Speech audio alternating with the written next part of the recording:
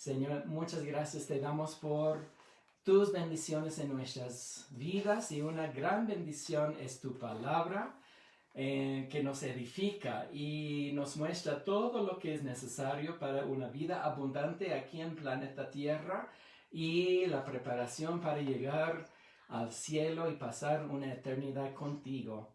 Te pedimos, Señor, que tú nos enseñes hoy en esta noche. Estamos ansiosos de saber y de aprender. Ilumínanos, Señor, te lo pedimos en el nombre de Jesús, y que este estudio sea para tu gloria y la edificación de tu iglesia. Te lo pido en el nombre de Jesús. Amén. Muy bien, entonces el libro de Romanos. En verdad es un libro, les he dicho una y otra vez, que cambia vidas. Ha cambiado mi vida y todo lo que necesitamos para crecer y madurar en Jesús se encuentra en este libro. Si estuviéramos en una aislada, solitos nosotros, con un solo libro de la Biblia, prefiero tener el libro de Romanos porque es tan importante. ¿Y qué es lo que hemos estado estudiando? En capítulo 1, Pablo da una introducción, un saludo para los miembros de la iglesia en Roma, personas que no había conocido todavía, pero les escribe para que que se preparen para su visita. Entonces Pablo quiere ir, antes tiene que ir hasta Jerusalén y de vuelta espera visitar a la ciudad en Roma y saludar personalmente a los santos allí. Y nos da la introducción del libro, lo que va a decir en lo largo del libro de Romanos, es que nosotros somos justificados por nuestra fe. Y solamente por fe podemos ir nosotros a la presencia de Dios. Y nos dice algo muy interesante. Quiero que vean en capítulo 1, versículo 18. Dice, porque la ira de Dios se revela desde el cielo contra toda impiedad e injusticia de los hombres que detienen con injusticia la verdad. Lo que Pablo está explicándonos es que Dios en un momento va a derramar su ira sobre este planeta. Y algunos se quejan y dicen, pero ¿no es Dios un Dios de amor? ¿No es perdonador? ¿No es misericordioso? ¿No nos da de su gracia? ¿Cómo es eso que va a manifestar su ira sobre el planeta Tierra? Bueno, Dios es bueno, Dios es amoroso, pero también Dios es justo. Y si Dios es justo, tiene que castigar o enviar su ira sobre este mundo por la maldad que hay aquí en este mundo. Entonces, Dios es Dios de amor, pero también no debemos de negar que es Dios de ira también. Y necesito...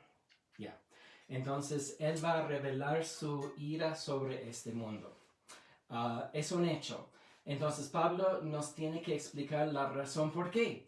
Y nos da una lista de pecados en el capítulo 1, más de 30 diferentes pecados que la gente practica en el día de hoy. Y Pablo está diciendo, así son los gentiles son muy malos, están lejos de Dios, no tienen conocimiento de Dios, y mira las cosas que ellos practican. Y empieza con homosexualismo, habla también de adulterio, de fornicación, habla de homicida. Hay una lista de muchísimas cosas que son desobedientes a los padres y que no tienen misericordia el uno hacia el otro, no quieren perdonar, ellos tienen amargura en su corazón. Entonces Pablo nos da una lista de cómo son los malos, los gentiles, los paganos. Y lamentablemente nosotros podemos identificar nuestro mal comportamiento en esta lista de pecados y podemos decir, sí, Dios es justo para revelar su ira y castigar este mundo, y yo soy una de esas personas. Merezco ir al infierno para sufrir por la eternidad por la maldad que yo he hecho. Es un hecho, es lo que nos enseña la Escritura. Bueno, en capítulo 2, Pablo está hablando ya con la persona moral, el que dice, nunca he hecho algo malo, no soy como los de capítulo 1, he vivido una vida decente, nunca he matado, nunca he adulterado. Pero Pablo dice, tú que juzgas a otra persona, ¿no te das cuenta que te estás juzgándote a ti mismo? Entonces a la persona moral, él ha cometido el pecado también y él debe recibir la ira de Dios sobre su vida también. Ninguno puede llegar a la puerta del cielo y decir, déjame entrar porque yo he sido una buena persona. No, todos hemos pecado, como vamos a ver hoy en capítulo 3. Ahora Pablo después en capítulo 2 empieza a hablar con el judío, el religioso, y les está enseñando al religioso que tu religión no te va a salvar. Entonces, si estás confiando en tu denominación, si eres de la Iglesia Católica o la Protestante o de Calvary Chapel, ninguna persona va a poder ir al cielo porque asiste a una cierta iglesia. Todos nosotros, incluyendo los religiosos, somos culpables del pecado. Y Dios es justo para enviar su ira y destruirnos a todos nosotros e enviarnos después al infierno por la maldad que hemos hecho. No importa tu religión, no importa si eres una persona decente, una persona buena, no importa si eres gentil o judío, todos nosotros somos malos, malos, malos. Y aquí en capítulo 3 va a seguir con el tema del judaísmo. Vamos a ver algunas cosas interesantes, muy interesantes y muy importantes. Y Dios nos está revelando algo tremendo, que no solamente el gentil, no solamente el moral, no solamente el religioso, sino todo el mundo está bajo condena porque todos nosotros hemos pecado. Me he adelantado un poco, entonces la historia aquí al inicio de Romanos es una historia muy triste. Dios tiene que demostrar la maldad que hay en nosotros para preparar nuestros corazones. ¿En qué manera? Para poder recibir las buenas nuevas. Quiero contarles algo. Cuando una persona va al joyero y quiere comprar algo, una piedra preciosa, como un diamante, ¿qué hace el joyero? Es que saca un trapo, ¿qué? ¿De qué color? Negro. Y coloca el diamante allí en el trapo y pone una luz brillante para que uno pueda apreciar mucho el diamante, su brillo, su calidad, los colores que emite. Entonces Dios está haciendo algo muy parecido en nuestras vidas. Nos tiene que sacar este trapo negro para poder colocar sobre el trapo el diamante, y el diamante no vamos a ver hasta la próxima semana. Entonces quiero que avises por favor a todas tus amistades y a todo el mundo que nos escuchan la próxima semana, porque vamos a ver lo que es el verdadero evangelio. Es el diamante que Dios tiene que poner en este trapo. Hoy en esta noche vamos a ver lo más oscuro del trapo y vamos a ver que todo el mundo está condenado. Empezamos, vamos a ver Romanos 3, versículo 1. Dice, ¿qué ventaja tiene pues el judío o de qué aprovecha la circuncisión? Entonces vamos a hablar del judaísmo, vamos a hablar de los que son circuncidados, los judíos, los descendientes de Abraham, y vamos a ver que hay ciertas ventajas que Pablo menciona aquí. Es tremendo lo que, poder decir que yo pertenezco al pueblo que Dios escogió. De todas las naciones en el mundo, Dios escogió a mi pueblo, a mi gente, para ser suyo. Y incluso dice la palabra del Señor que Israel es la esposa de Dios. Así es la relación íntima que el judío tiene con su Dios. No es que Dios tiene favoritos, lo que está diciendo que hay una relación muy cercana que tiene el judío y Dios ha encargado al judío ciertas cosas. En el versículo 2, Pablo responde a su pregunta y dice mucho. En todas maneras, primero ciertamente que les ha sido confiada la palabra de Dios. Quiero mostrarles algo aquí en versículo 1. Pablo hace una pregunta y responde a la pregunta en versículo 2. ¿Qué ventaja tiene el judío? Y dice mucho en todas maneras. Es una forma de enseñanza de los rabinos en el Antiguo Testamento y en el día de hoy también. Ellos hacen preguntas a sus oyentes para ver si están escuchando uno, pero también para hacerles pensar.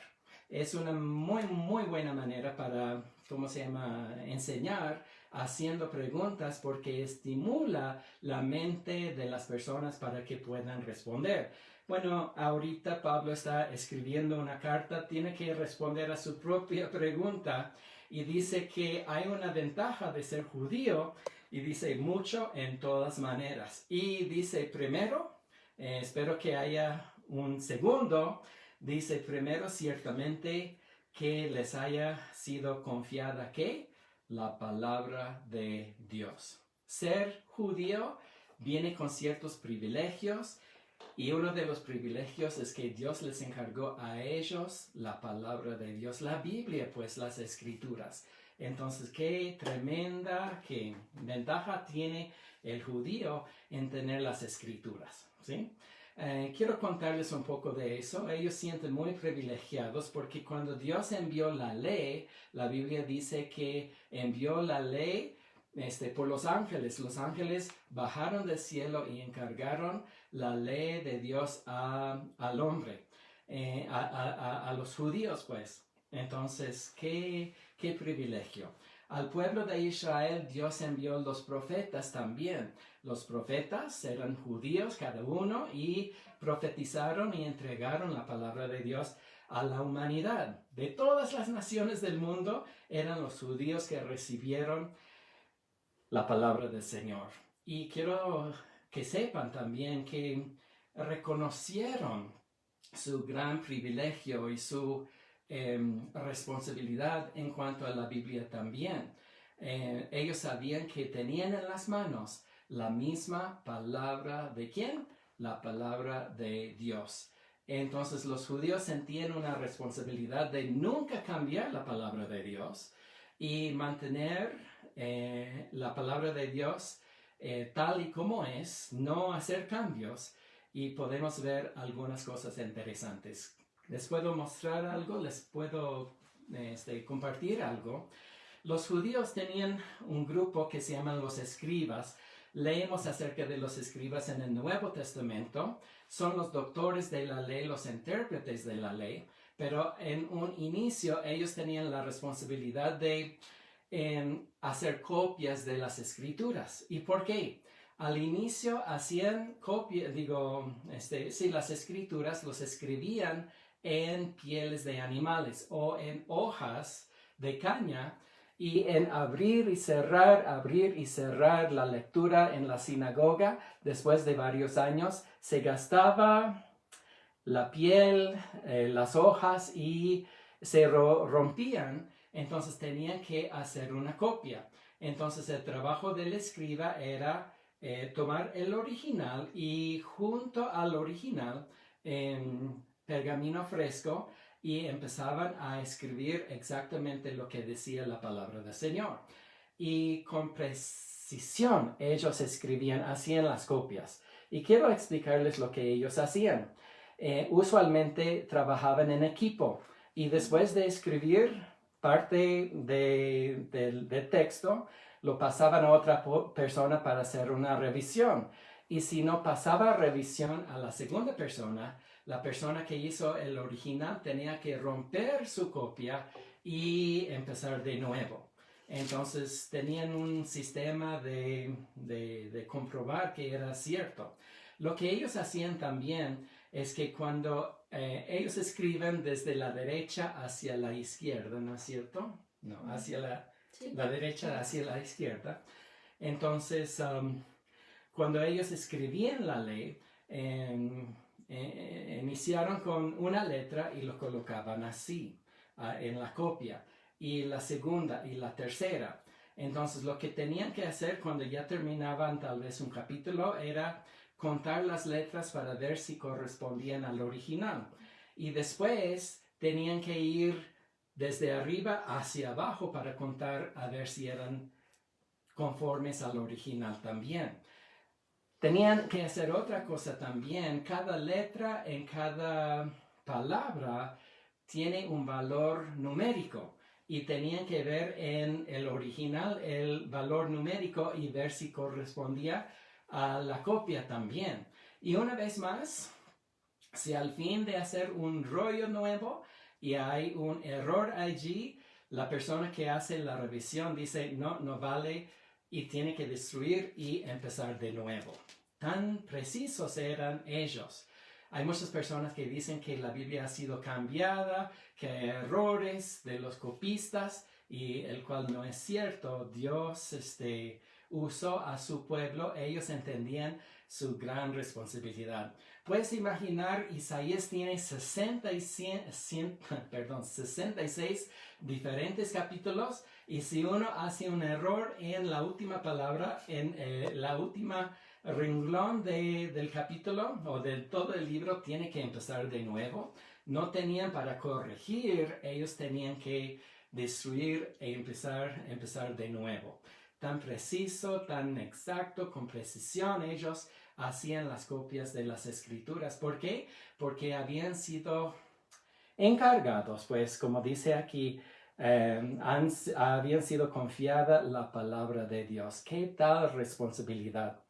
Quiero decirles algo. Hay unas personas que dicen, como dije antes, la palabra de Dios ha sido cambiada y que no es como el original.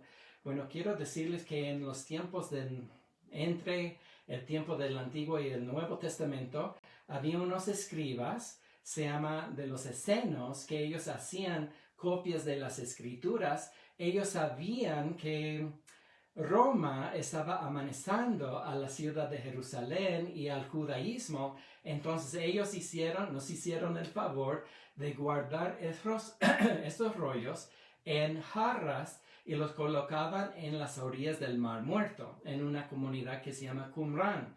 Y es interesante porque en el año 1947, justo antes de volver a ser una nación, Israel, encontraron esos rollos y los han estudiado.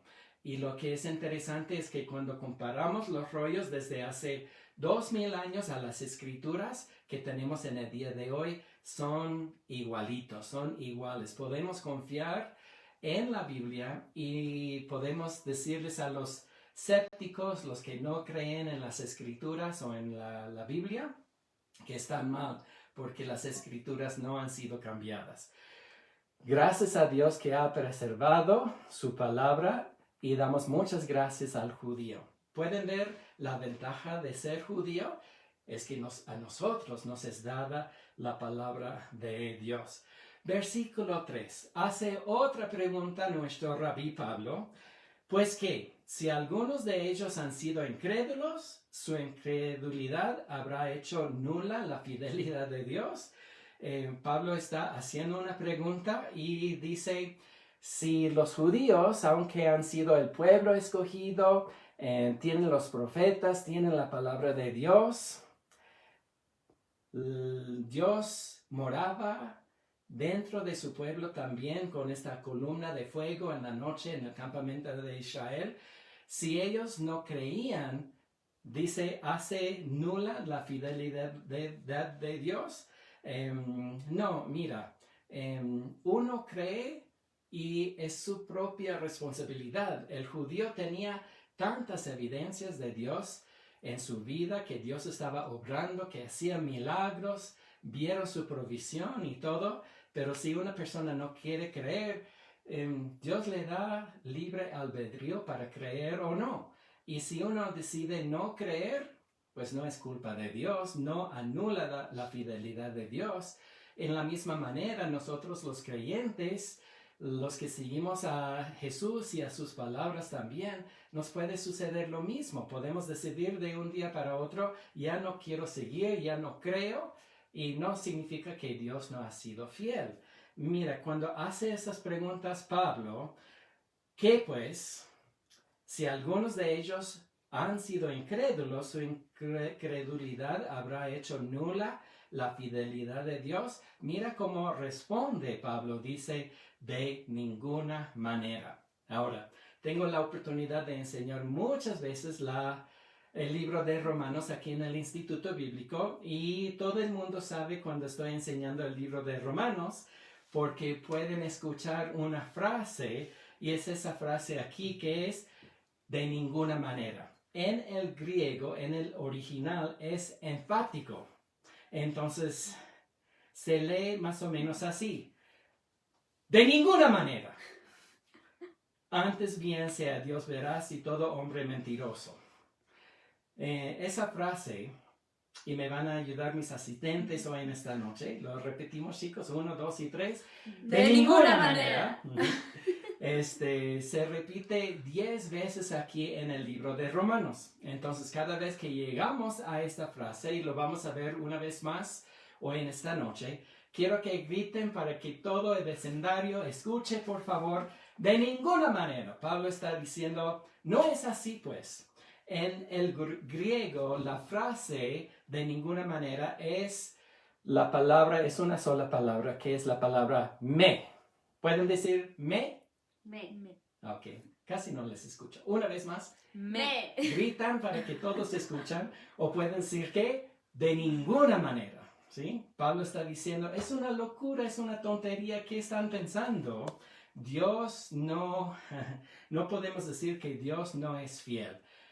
Una persona puede ser infiel, pero Dios nunca es infiel. Nunca nula, pues, la fidelidad de Dios. El problema tiene el hombre, no Dios. Bueno, él dice, de ninguna manera, antes bien sea Dios veraz y todo hombre mentiroso, como está escrito. Entonces aquí está diciendo que Dios es veraz, Dios es verdad, y todo hombre, nosotros somos mentirosos. Es parte de nuestra naturaleza, somos pecadores y los pecadores mientan, y desde nuestra niñez, y hasta veo en mis nietas también, que no siempre dicen la verdad, tan inocentes y preciosas que son. Y dice, como está escrito en versículo 4, para que seas justificado en tus palabras y venzas cuando fueres juzgado. Aquí Pablo está citando el Salmo 51 en el versículo 4, cuando David comete adulterio con Betsabé y responde en un salmo de arrepentimiento, de confesión de su pecado, que Dios es justificado en sus palabras y vence cuando es juzgado. Entonces Pablo está citando pues el libro de Salmos, y lo que vamos a ver ahorita es que Pablo va a empezar a citar un montón de salmos y un montón de escrituras del Antiguo Testamento. Lo que quiero señalarles a ustedes es que Pablo bien conocía las escrituras, era tan familiar con las escrituras, para él era muy fácil de citar, porque había cometido a la memoria los versículos del Antiguo Testamento. Entonces Pablo nos va a citar muchas veces el Antiguo Testamento, y tengo una pregunta para ustedes, a ver si han puesto atención. Ya ha citado un versículo en el capítulo 1, un versículo de un profeta del Antiguo Testamento. ¿Se acuerdan a cuál?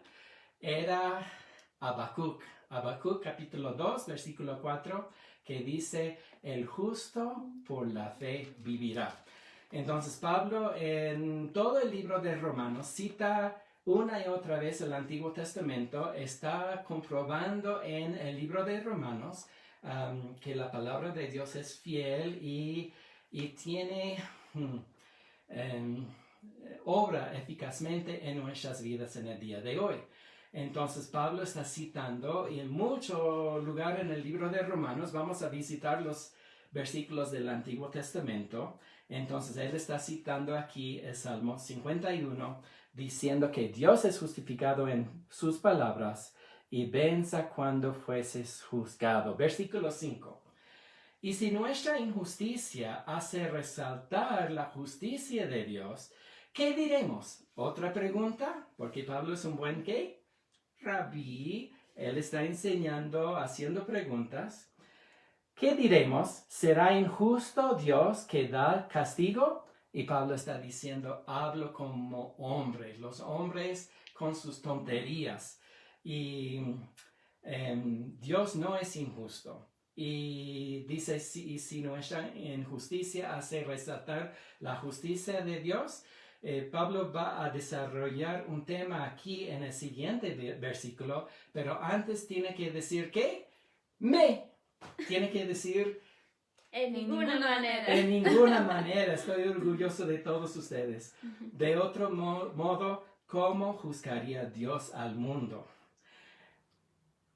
La idea, bueno, voy a explicar lo que está diciendo aquí. Hay algunas personas que dicen que Dios es glorificado cuando nosotros pecamos, porque se puede ver más la justicia de Dios y entonces debemos de pecar y pecar en abundancia para que se glorifique más a Dios.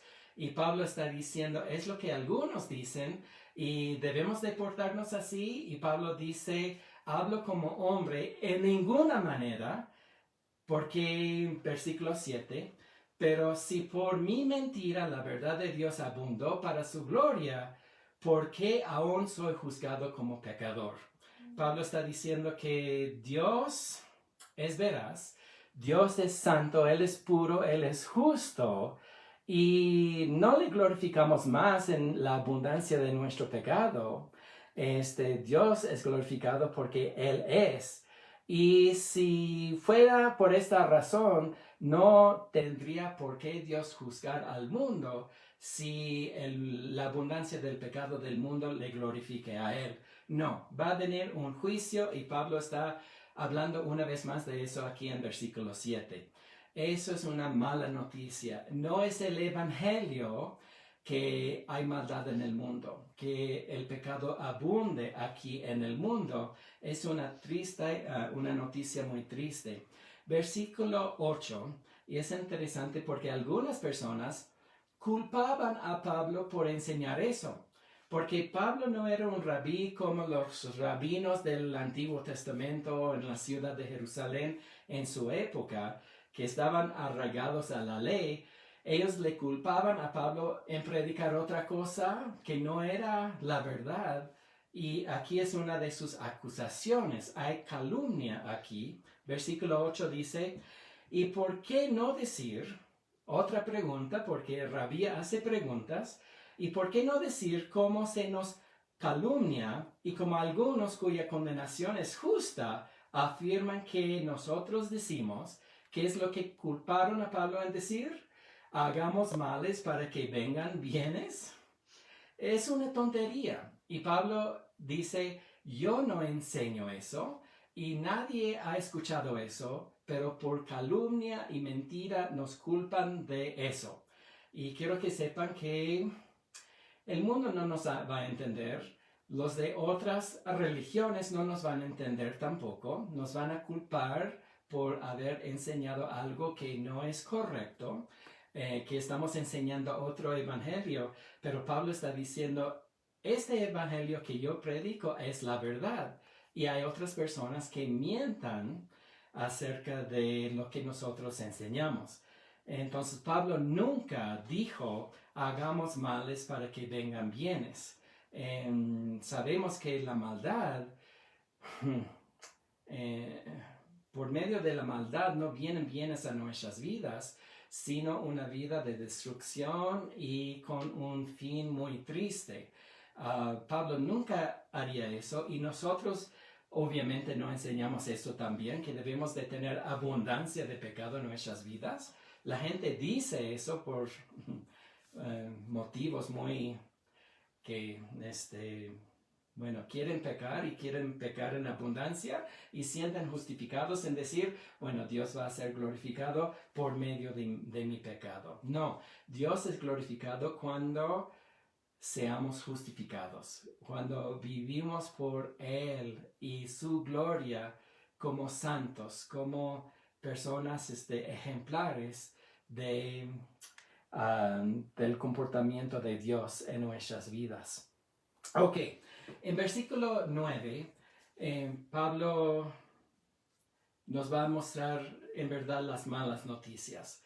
Y les he enseñado que Pablo es un buen rabino porque hace preguntas, ¿no es cierto? Hemos visto muchas preguntas y vamos a ver muchas preguntas más adelante todavía. Y aquí hace otra pregunta, pero quiero mostrarles algo. Otra manera de enseñanza de un rabino, un maestro, ¿sí? Y Pablo ha sido eso, ha sido fariseo en los tiempos pasados. Y lo que él va a hacer en este momento es que va a enseñar con el método Haras. ¿Pueden decir Haras? Haras. Una vez más, Haras. Haras. Cuando yo lo digo, veo saliva saliendo de mi boca. Haras. ¿Sí? ¿Y qué es Haras? Haras es un collar, ¿sí? Un collar con diferentes perlas, podemos decir. Y lo que hace Pablo es que toma su hilo y también una aguja y coloca sobre la aguja ¿qué? Una perla. Y cae ahí y empieza a poner otra perla. Eso es armar un haras, ¿sí? Entonces lo que va a hacer Pablo es que va a tomar un versículo del Antiguo Testamento, lo va a colocar ahí sobre la aguja y va a caer sobre el hilo y está formando un lindo haras. Haras es tomar de diferentes partes de las escrituras, diferentes versículos para armar una doctrina, ¿sí? Un argumento, una hipótesis. Esto es lo que vamos a ver aquí. Una vez más, vemos como Pablo es un erudito de las escrituras, conoce bien la palabra de Dios, puede sacar de Isaías como de Salmos, como de Proverbios, como va a hacer hoy en esta noche, y armar una doctrina, el haras. Dice en el versículo 9, otra vez una pregunta, ¿qué pues somos nosotros mejores que ellos? La palabra es en ninguna manera. Nosotros no somos mejores. Hay judíos y hay no judíos y todos somos iguales. Ninguno es mejor que el otro. Entonces, el gentil pagano en capítulo 1, como la persona muy moral en capítulo 2, o el religioso aquí en capítulo 3, todos somos iguales. Ninguno es mejor que otro. Dice Pablo en ninguna manera, pues ya hemos acusado a judíos y a gentiles que todos están bajo pecado. Los judíos, ellos pecan. Los gentiles, nosotros pecamos. Los católicos pecan, los protestantes pecan, los de Calvary Chapel pecan. No importa tu trasfondo, todos pecamos. Y eso es el problema de la humanidad. Eso es la tela negra que necesitamos entender, que hay graves problemas. Todos estamos bajo pecado. ¿Por qué? Quiero decirles que la culpa tiene nuestro abuelito Adán. Adán pecó y porque Adán pecó entró el pecado en toda la humanidad. Entonces no hay ninguna persona que no ha pecado que ha existido. Todos hemos pecado, como nos va a enseñar aquí Pablo. Versículo 10 dice, como está escrito, y él va a citar el Salmo 14, versículos 1 a 3, aunque los versículos están un poco fuera de orden, todos vienen de este Salmo. Dice, como está escrito, no hay justo ni aún... ¿Cuántos? Uno. No hay justo. Eso significa que su pastor es un pecador. Y quiero que sepan que su pastor es un gran pecador. Pueden preguntar a Pilar, mi esposa. Ella sabe cómo estoy. Eso significa que tu abuelita tan preciosa que es, Leslie, es una pecadora también, ¿sí? Tu papá, tu tío, tu hermano, mis nietas, como he mencionado, todos hemos pecado. No hay un justo ni aún uno. Entonces, todo papa que ha vivido, todos son pecadores y todos necesitamos al Señor, ¿sí? Tú has pecado y tú bien lo sabes, yo he pecado, estoy consciente de eso también. Lo que está diciendo Pablo es que no podemos culpar a los gentiles en capítulo 1, no podemos culpar solamente a los morales en capítulo 2, los religiosos, los judíos, dice todos. Espero que puedan captar y entender lo que Pablo está diciendo. Todos nosotros hemos pecado, todos nosotros estamos lejos de la perfección que Dios espera en nuestras vidas. Todos somos culpables y no es justo Dios en enviar su ira y castigarnos y matarnos y destruirnos. No es justo Dios para poder destruir este mundo y empezar de nuevo con personas más maduras, más no sé, mejores que nosotros. Bueno, lo que está diciendo Pablo es que no hay justo ni aún uno. Todos hemos pecado. Como dice aquí, no hay quien entienda. No hay quien busque a Dios. El problema de la humanidad, si estuviéramos a solas, es que todos somos tan egoístas que buscaríamos nuestro propio y nunca buscaríamos a Dios. ¿Y por qué hay cristianos entonces? ¿Por qué hay los que buscan a Dios? Porque Dios ha enviado su Espíritu Santo para darnos convicción de nuestros pecados y un deseo de buscarle a Él. En nuestra naturaleza no queremos buscar a Dios, pero Dios es tan bueno que Él no quiere que nos quedemos en nuestra situación. Entonces Él puso el deseo de buscarle en nuestras vidas. Pero el Salmo 14 aquí está diciendo, no hay quien entienda, no hay quien busque a Dios. Todos se desviaron, a una se hicieron inútiles. No hay quien haga lo bueno, no hay ni siquiera uno. José Luis, te veo, eres un pecador. Tú y yo, ¿sí? Somos los jefes de los pecadores, como dijo el apóstol Pablo. Reconocemos nuestra maldad, reconocemos nuestra situación, reconocemos nuestra necesidad de un Salvador, necesitamos a Jesús en nuestras vidas. Pero me estoy adelantando lo que está demostrándonos aquí Pablo, que todos somos condenados.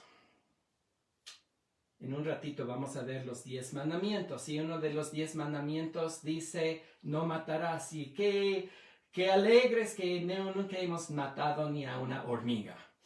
Pero dijo Jesús otra cosa. Si tú aborreces a tu hermano, has hecho lo mismo que haberle matado. Dice Jesús que somos culpables de pecado.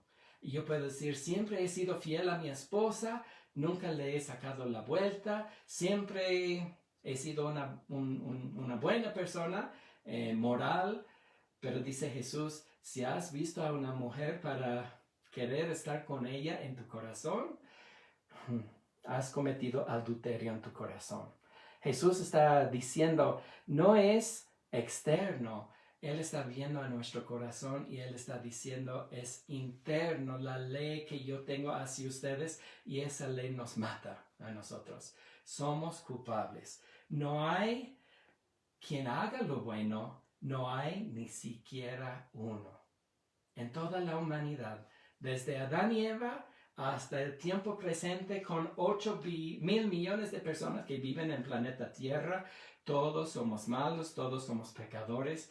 Todos estamos destituidos de la gloria de Dios, todos merecemos ir al infierno, todos merecemos sufrir para la eternidad por la maldad que nosotros hayamos hecho aquí en planeta Tierra. Eso es las malas noticias. Necesitamos entender las malas noticias, ver esta tela negra para poder apreciar qué es el verdadero evangelio. Y eso viene la próxima semana y no les voy a permitir leer a partir del versículo 21. No lo hagan, por favor.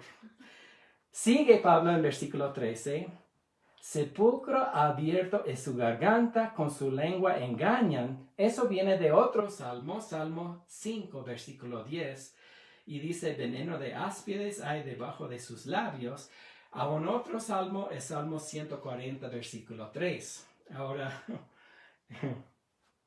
el otro día hablamos a nuestra hija Michelle en Alemania para hablar con ella y su esposo y también nuestras nietas. Y estábamos en la cama, todavía no nos levantamos y ella tenía el celular allí, estamos conversando y ella me dijo, John, ve y lávate los dientes. Ay, qué roche, qué pena. Fui al baño y cepillé los dientes y volví a la cama. Quiero que sepan que Pablo está hablando de eso. Sepulcro abierto es su ¿qué? Garganta. Uno puede imaginar el apeste de muerte que hay en la garganta de uno. Dice, con su lengua engañan, veneno de áspides hay debajo de sus labios. Lo que Pablo está haciendo aquí es que nos está mostrando diferentes versículos del Antiguo Testamento, haciendo un jarás, punto sobre punto, renglón sobre renglón, doctrina sobre doctrina, y él está diciendo nuestra condición. Y empieza con la cabeza y va a terminar hoy día con los pies. Es interesante la figura que nos da del cuerpo humano. Todo empieza con la garganta, la lengua, que es lleno de engaño. ¿Qué hay debajo de los labios? Hay veneno de áspides. La palabra áspides está describiendo una culebra que se encuentra en Egipto, que es totalmente, ¿cómo se llama? Peligroso su mordida, su veneno. Y Pablo está diciendo, así son nuestros labios. Cuando hablamos de una persona, cuando hay calumnia, cuando hay chisme, podemos herir y hasta matar a las personas con nuestros comentarios. Y Pablo está diciendo, mira el engaño, mira la mentira, mira el pecado que hay en las vidas de todos. Y desde la cabeza hasta los pies estamos mal. Dice, su boca está llena de maldición y de amargura. ¿Sí? Y eso es peor que un mal aliento. Está diciendo Pablo, hay maldición y amargura en nuestras bocas también. Entonces, como un buen dentista ha hecho un examen y ha encontrado maldad, apeste y toda clase de pecado en nuestras bocas. 15 dice, sus pies. Ahora vamos a pasar desde la cabeza hasta los pies. Él está diciendo, todos nuestros cuerpos, todo de nosotros está mal. Sus pies se apresuran para derramar sangre. Es un versículo que todos conocemos de Proverbios capítulo 1, versículo 16. Cuando Salomón estaba describiendo la perversidad de a los que siguen a los perversos, los asesinos y todo, y dice que sus pies apresuran para derramar sangre. Así es la maldad en nosotros. Y tal vez podemos decir, pero nunca he matado a nadie, nunca he querido matar a nadie, pero es interesante porque nuestros pecados causaron la muerte de Jesús. Él murió en la cruz para cancelar nuestros pecados, entonces sí somos culpables de asesinato. Versículo 16. Quebranto y desaventura hay en sus caminos. Ahora Pablo está colocando otra perla en el jarás de Isaías 59, versículo 7. Quebranto y desaventura hay en sus caminos. Y no conocieron camino de ¿qué? De paz, el camino de Dios. No conocieron. Entonces, eso nos demuestra que todos somos pecadores, todos somos culpables. Ninguno es justo por sus propias obras, porque no seguimos los caminos de Dios, el camino de paz. Hay otro salmo, Salmo 36, versículo 1. No hay temor de Dios delante de sus ojos. Entonces aquí Pablo nos está describiendo desde la cabeza hasta los pies el problema del hombre, que todos somos pecadores y todos merecemos ¿qué? La ira de Dios que se va a manifestar sobre el planeta Tierra muy pronto. Hemos estudiado, ¿no es cierto?, el libro de Apocalipsis y entre capítulos 6 y 19 habla de la gran tribulación. Esa es la ira de Dios derramada sobre el planeta Tierra. Se llama la ira del Cordero. Jesús mismo va a estar presente y va a juzgar a los hombres para condenación, ¿sí? Es nuestra situación, todos somos pecadores. Ninguno puede decir, pero Dios no es justificado para demostrar, enviar su ira, pero sí, en verdad, porque hay tanta maldad aquí, Dios debe de juzgar al mundo, debe de destruir a los malos. Y en este momento podemos decir que somos parte de esta maldad y merecemos su justo juicio también.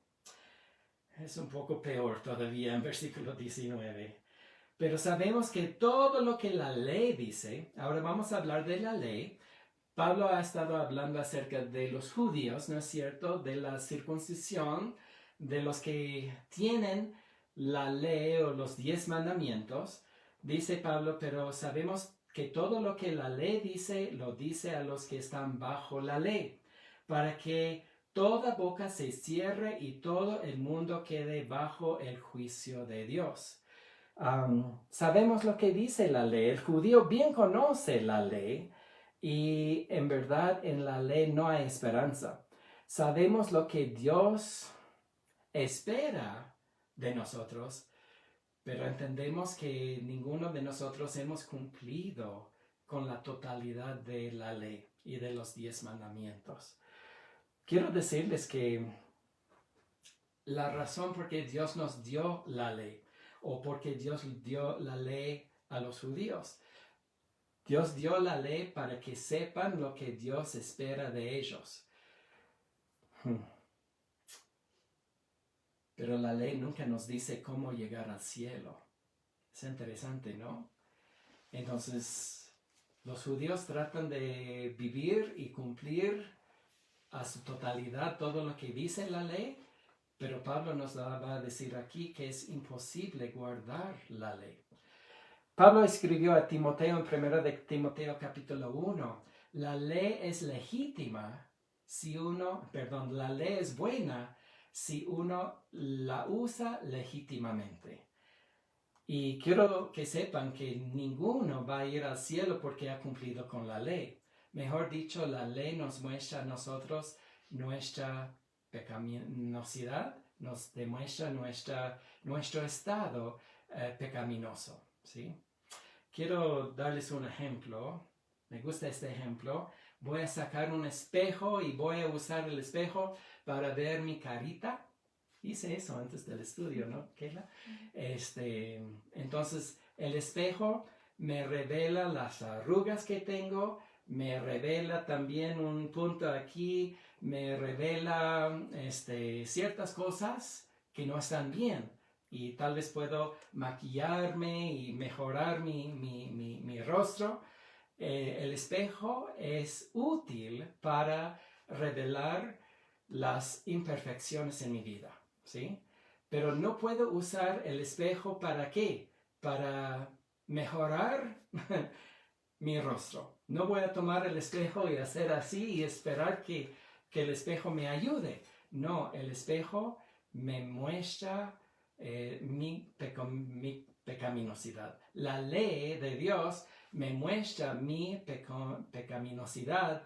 La ley no me puede ayudar en ser santo y ser justo y ser bueno. Es lo que Pablo va a decir aquí. Entonces hay que usar bien la ley. Déjame leer una vez más versículo 19. Pero sabemos que todo lo que la ley dice, lo dice a los que están bajo la ley, para que toda boca se cierre, se tapa la boca, y todo el mundo quede bajo el juicio de Dios. La ley me muestra que soy un pecador y es todo lo que la ley me puede hacer. No me ayuda para nada más que mostrarme que soy una persona con gran necesidad de un Salvador, ¿sí? Versículo 20, aquí terminamos. Ya que por las obras de la ley ningún ser humano será justificado delante de él, porque por medio de la ley es el conocimiento del pecado. La ley me muestra lo que es el pecado y cuando comparo mi vida con el pecado mencionado en la ley, digo, estoy frito, estoy mal. Dios es justificado en destruirme a mí porque no vivo a la medida de lo que exige la ley de Dios. Estoy mal, es mi situación. Tú estás mal también. Y quiero que vean aquí, dice ya que por las obras de la ley, y quiero que me lo repitan por favor, por las obras de la ley ningún ser humano sería justificado. Puedo leer los 10 mandamientos y decir, he cumplido, y soy justificado. Pero como hemos visto las palabras de Jesús, del adulterio y de homicida, no eres justificado. La ley me condena a mí. Entonces quiero enseñarles algo muy importante. El libro de Romanos va a hablar bastante acerca de la ley. La ley para los judíos está dentro en lo que se llama la Torá. Y para los judíos la Torá, el estándar de Dios, es como uno puede llegar a Dios, al cielo, cumpliendo con los requisitos de la ley. ¿Qué es lo que enseña la ley? Bueno, uno tiene que ser circuncidado, tiene que guardar el sábado, tiene que ofrecer animales como holocaustos, tiene que celebrar las otras fiestas de la nación de Israel. Y si uno hace todas estas cosas, hay 613 diferentes leyes en la Torá. Si uno cumple con estas cosas, ellos piensan que van a llegar al cielo. Pero Pablo está diciendo otra cosa. No es así. No podemos ser justificados por medio de la ley. La ley no nos justifica. La ley nos muestra, nos da el conocimiento del pecado en nuestras vidas. Pero la ley no te puede justificar. Por eso no exigimos a la gente obedecer la ley.